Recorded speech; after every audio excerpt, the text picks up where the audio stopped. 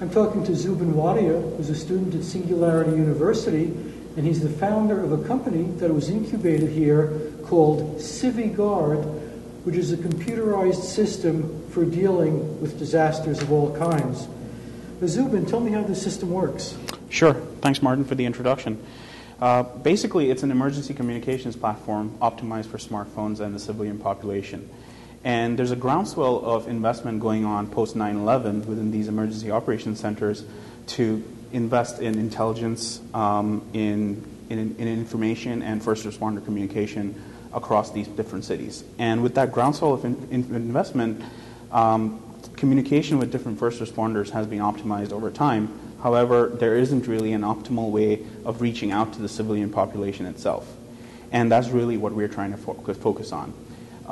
What's available today is essentially a mass messaging sort of component to it.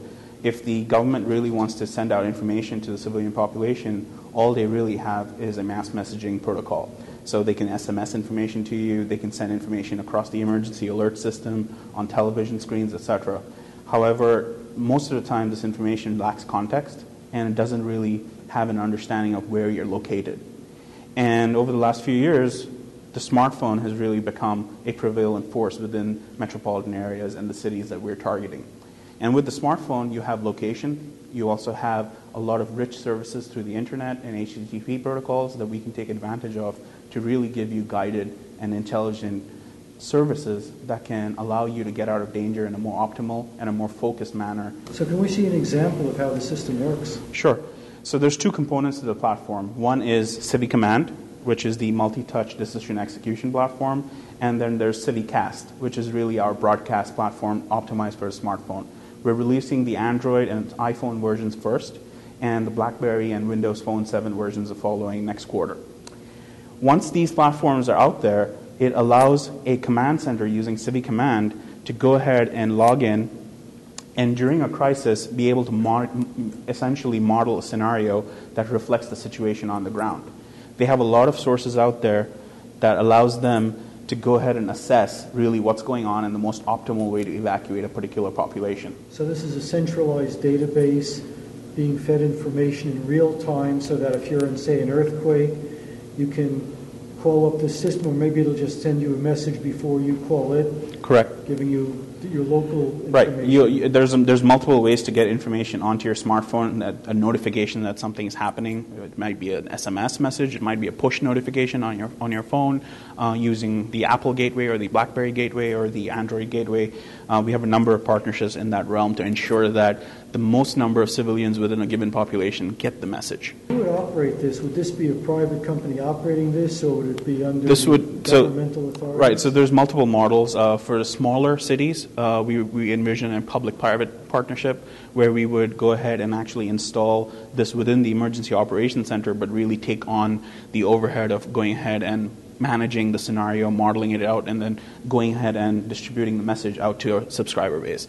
On a larger city like New York City, they would basically take over the entire operation and would run a campaign within their constituency to make people aware of the service and allow them to download it. So, for example, New York City already has something called Notify NYC, which is a SMS-based mass messaging platform that any citizen living in New York City within the 5 boroughs can go ahead and download the service or sign up for the service and get SMSs. So this would be an augmentation on top. Now, does this involve new technology, or is this basically a new use for technology that's already there? There's a lot of new technologies in play here. For example, we use a lot of cloud-based protocols here. We use the Amazon cloud, we use the NASA Nebula cloud, and we also use the Rackspace cloud. So we're one of the few services in the world today that actually take advantage of multiple cloud infrastructures located across Europe and the North American continent. And the reason we do this is, again, for redundancy. So there is the chance that Amazon at that given point in time during a crisis is not available. So we need to go ahead and model these resiliency factors into it. Now, who are the people who report the conditions on the ground? Let's say I'm in an earthquake and I notice that there's a fire in a certain location. I'm not an employee of the company, right. But can I just get on my iPhone and send that information to you? Right. And that will so there is a crisis reporting component to it. However, we're not necessarily focused really on the crisis reporting component side of it, in the sense that there's a lot of other players in the market out there that are really working on working on the reporting aspects. The other thing is the U.S. Geological Survey has a pretty good sensor network already out there. So pretty much when an earthquake or something like that happens, we know about it. The question is, what do you do after it happens? What happens? What if you're stuck in the rubble? What if you want to send out a notification to your social network saying, I'm in trouble or I'm hurt, and be able to say that to your social network over Twitter or over Facebook? That's what our communication platform allows you to do. Now, this screen that we're looking at right now, is that the provider end or the customer end? This is really the emergency operations center end, and like I said, depending on the way we engage with the customer, this could be something that we control with a smaller city, or this would be something that New York City controls. So they're really the ones that are really sending the message out there. So you can go ahead and model different scenarios, whether it's an evacuation-based scenario where you're telling people to leave a particular area, or you can model a shelter-in-place or isolation scenario or quarantine scenario, which might be the better option for them at that given time. And remember, what you're telling as a government agency, what you're telling the civilian public is a recommendation. This is not an instruction that they absolutely must follow. At the end of the day, the job of government is to inform, not to control. So what you can go ahead and do is proceed to the next step, and what that lets you do is go ahead and get to a map-based scenario. So this is where you send out the messages to people? Right. So you're modeling the scenario. You can do it by zip code. You can set it up by region. Or do people need to be subscribers to the service to receive the messages? Right. So you would ideally want to be able to sign up. The reason you want to be able to subscribe to the service is because there's certain information about where you are or your preferred locales, etc., that you really should know about, in the sense that it's useful because should your web access or your data network go down, the fact that it knows where your general locales are, it will actually go ahead and locally cache the maps for you. So you still have information and access even though the entire data network has gone down due to an earthquake or something much more calamitous that basically negates the chances of any communications happening. So in that golden day period, the 24-hour period after a disaster, you still have information about where to get to, key resources for medical, shelter, food, and also personal points of interest. So, for example, you might have planned for a day like this, and you might have had grandma's house somewhere in the north, in the four floors below, and you want to say that's a location I want to store and be able to route to. You can store that here. So the subscriber has a lot of advantages by signing up.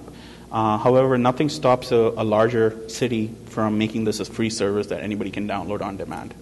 And you can configure it to put out just about any kind of information you want. Absolutely. So you can go ahead and identify a particular zone. So it's all multi-touch based, and you can go ahead and set up sectors. You can go ahead and modify particular areas that you want to be able to manipulate in terms of size and area.